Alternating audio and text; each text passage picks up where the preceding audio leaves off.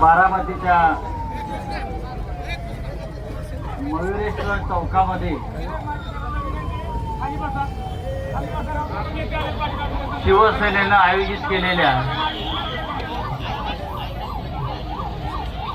राम रक्षा कार्यक्रमासाठी आपण उपस्थित आहात. राम रक्षा म्हणजे समजून घ्या, नुसतं रामरक्षेचं पठण नाही. राम रक्षा म्हणजे रामाची रक्षा, प्रभू श्रीरामाचं रक्षण. सध्याच्या भारतीय जनता पक्षाच्या राजवटीमध्ये अयोध्येत प्रभू श्रीरामाचंच मंदिर लुटण्यात आलं. आपल्याला माहिती आहे, श्रीरामाची दानपेटी लुटली, श्रीरामाचे अलंकार लुटले, सीतामाईचे मंगळसूत्र चोरली गेली. ही अयोध्येतली सध्याची गंभीर परिस्थिती भारतीय जनता पक्षाच्या राजवटीत आली. या राम मंदिरासाठी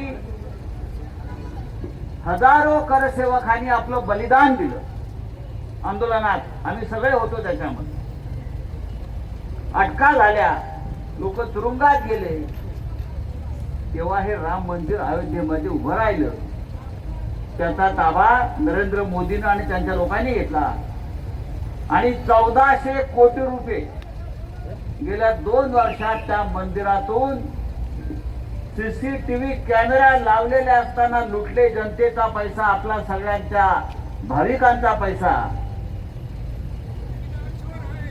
कौन चोर है? चौकीदार चोर है. लेकिन चौकीदार कौन है? चौकीदार का नाम बताओ. हाँ. ज्या श्रीरामानं सत्ता दिली त्या श्रीरामाची लूट करताना ह्यांना लाज वाटत नाही. आणि आम्हाला हिंदुत्व शिकवतात की तुम्ही हिंदुत्व सोडलं, तुम्ही हिंदुत्व सोडलं. अरे तुम्ही राम मंदिर लुटलं, तुम्ही कसली हिंदुत्ववादी? आणि त्याच्यामुळे उद्धव ठाकरे साहेबांनी ठरवलं की महाराष्ट्रातल्या प्रत्येक जिल्ह्यात जाऊन राम रक्षा आंदोलन सुरू करायचं. हे नुसतं ते हनुमान चालीसा म्हणा, अमुक चालीसा म्हणा नाही. रामाचं रक्षण करणारे आम्ही खरे लोक आहोत. तुम्ही चोर आहात, तुम्ही लफंगे आहात, तुम्ही दरोडेखोर आहात. हे आंदोलन आहे, लक्षात घ्या. बारामतीमध्ये हे होतं, याला महत्व आहे. बारामतीमध्ये हे होतं, याला महत्व आहे, लक्षात घ्या. खरं म्हणजे आपण बारामतीतला इतर नेत्या नाही बोलवायला पाहिजे होतं. जर तुम्ही आता आहेत ना ते भारतीय जनता पक्षाबरोबर सगळे, तुमचं कर्तव्य आहे आमच्या बरोबर इथे उभं राहणं हिंदुत्व म्हणून, रामाच्या रक्षणासाठी. पण ते येणार नाही, ढोंगी आहेत. हे सगळे ढोंगी हिंदुत्ववादी आहेत. ते येणार नाही. एकेकाळी आपण म्हणायचो कि भगवान को डरना चाहिए, देवाला घाबरायला पाहिजे. आता उलट झालाय, देव यांना घाबरतो. ते चोर आले. अयोध्येतून बहुतेक श्रीराम परत वनवासात जाईल अशा प्रकारची परिस्थिती या भारतीय जनता पक्षाच्या चोरांनी निर्माण केली आहे.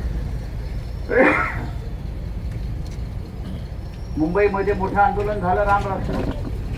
आम्ही नागपूरला गेलो. राष्ट्रीय स्वयंसेवक संघाच्या मुख्य कार्यालयासमोर आम्ही आंदोलन केलं. हजारो लोक तिकडे जमले. पुण्यात, नाशिक आणि आता बारामतीमध्ये आपण करतो. हे थांबता कामा नये. भाजपवाला दिसला की त्याची कॉलर पकडायची आणि त्याला विचारायचं रामाची दानपेटी कोणी लुटली. विचारा भाजपवाल्यांना. सीतामाईचं मंगळसूत्र कोणी चोरलं, तिचे अलंकार कोणी चोरले, उत्तर द्या म्हणावं. अरे मंदिरातली दानपेट्या लुटता तुम्ही. त्या मोदीच्या खात्यामध्ये 10,500 कोटी आहेत. मोदीच्या अकाउंट मध्ये, स्वतःच्या पीएम केअर फंड, खाजगी अकाउंट आहे सरकारचं. 10,500 कोटी. तरी राम मंदिराची दानपेटी लुटून 1400 कोटी रुपये बाहेर काढले. हे यांचं श्रद्धा, हे यांचं हिंदुत्व. तेव्हा बारामतीकरांनो, जागे व्हा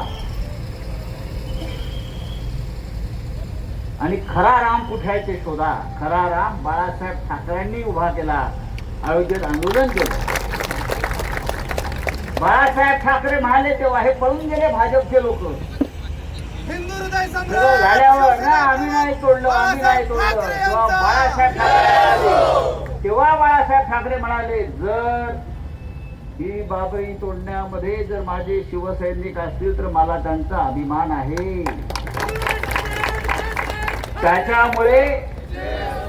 त्याच्यामुळे आम्हाला अयोध्येतल्या रामाचं रक्षण करण्याचा पूर्ण अधिकार आहे.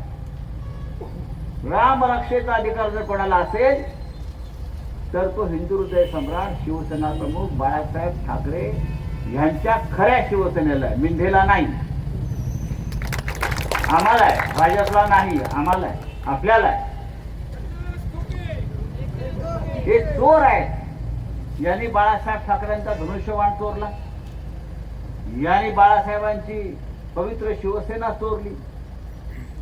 हे मतं चोरतात, हे आमदार खासदार चोरतात, हा देणग्या चोरतात राम मंदिराच्या. एकनाथ शिंदे चोर है, गली गली में शोर है, एकनाथ शिंदे चोर है. ही घोषणा गल्ली गल्लीत जायला पाहिजे. आज मी गेल्यावर परत थांबायचं नाही, कळलं? तेव्हा आपण आलात, रामाच्या नावानं आलात, देवाच्या नावानं आलात. त्याच्यामुळे ह्या व्यासपीठावर कोणताही राजकीय कार्यक्रम नाही असं मी सांगितलं, कुठेही होत नाही.